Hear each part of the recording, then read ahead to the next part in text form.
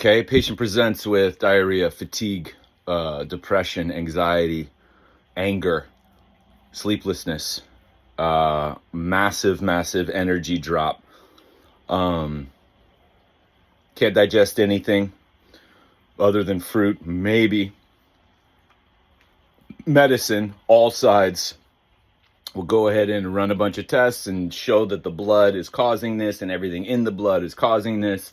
Convince me that what I'm feeling or what this patient is feeling is wrong, is unnatural, is pathological. And then here's all these things, from medications to supplements to herbs to diets to restrictions to morning routines to saunas to cold to training, weights, protein, sunlight, lasers, hacks, more supplements, glasses, all these things so that you don't feel those feelings, because those feelings are unnatural. Now let me pose this to you, and I've said this before, but some of you are new here. What if I said that patient just came from, or that client or me just came from a funeral? Well, yeah, that totally makes sense then. Well, wait a second. Why do all those healing responses make sense around a funeral, but they wouldn't make sense around what somebody else would consider a funeral or well after the funeral? Is it ever wrong? Is my body ever wrong in feeling and expressing that way? And I'm here to say no. And this has to be the starting point. But every other narrative and story out there will get you to believe that something is wrong with you. Something is unnatural. The most natural thing we have going for us are symptoms of healing. The most natural thing we have going for us is the fact that what happens when tissue gets damaged and we get injured. The most natural thing we have are our healing responses to our life, our symptoms of healing.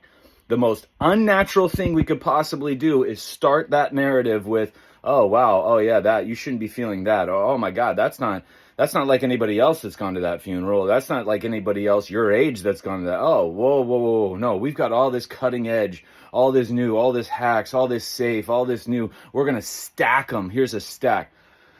So on that note, I want to bring in with this mental health Zoom tomorrow, because those are physical, we can see them, somebody could, point to certain things, but when it becomes our emotions, our thoughts, our feelings, it's a little tougher, but they are intimately tied with our physical body, our chemistry, and they are tied with every system that we have. But we are now being told and being convinced through a narrative that what you're feeling at any given time is wrong, unnatural, and pathological. And what if those responses after the funeral continued, but the funeral wasn't there?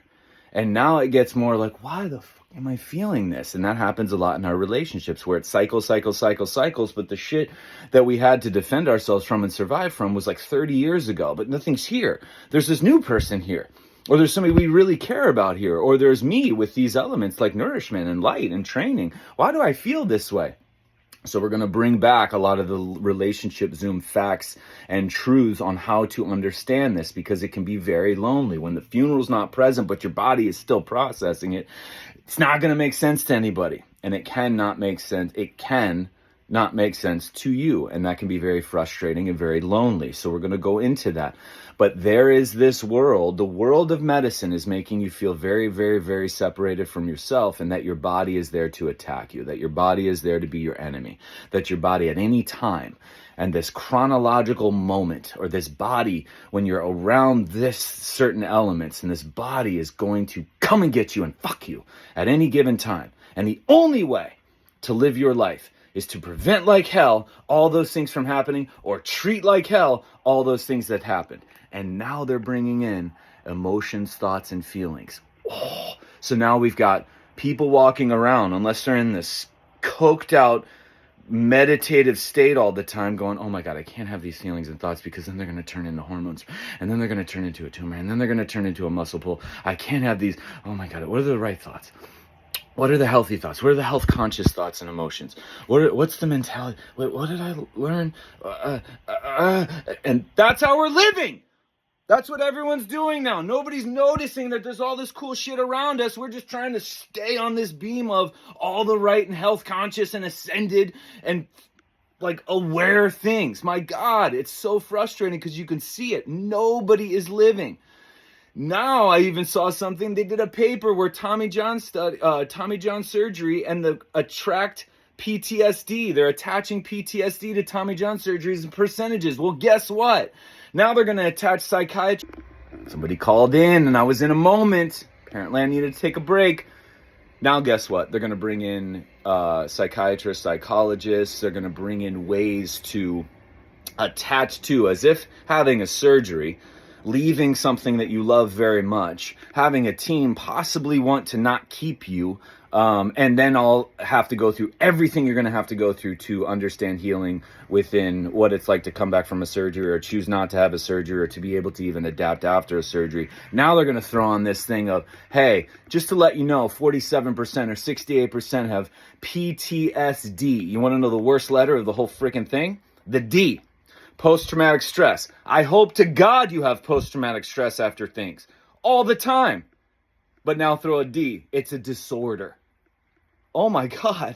Not only is it my elbow and do I have this long road ahead, but now I got to worry about I am kind of depressed and I am kind of anxious. I'm kind of angry that this happened. Oh, there's something else wrong with me? Fuck, all right.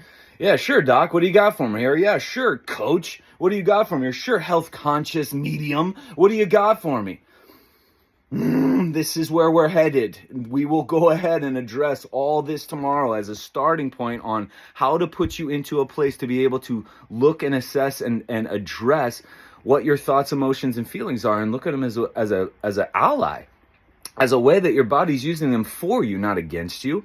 And then how to tie in, how it affects nourishment, how nourishment affects this, how it affects your training, how the training affects this, how it affects your muscular tissue, how tissue affects this, how it affects your light absorption, how your light absorption affects this. We're going to tie it all together and bring it in because it's this big freaking elephant in the room that nobody wants to talk about, everyone's terrified of, and it's just another thing to let us feel that we're the most unnatural thing on the planet, and that to be natural, you are to not feel anything. To be the most natural version of yourself, you aren't ever to have symptoms of healing, you aren't ever to experience injuries. And I can't tell you, the most natural thing ever, the most natural aspect of a human being are symptoms of healing and injuries. Boom. I'll see you all tomorrow. Email me, info@TommyJohnIII.com.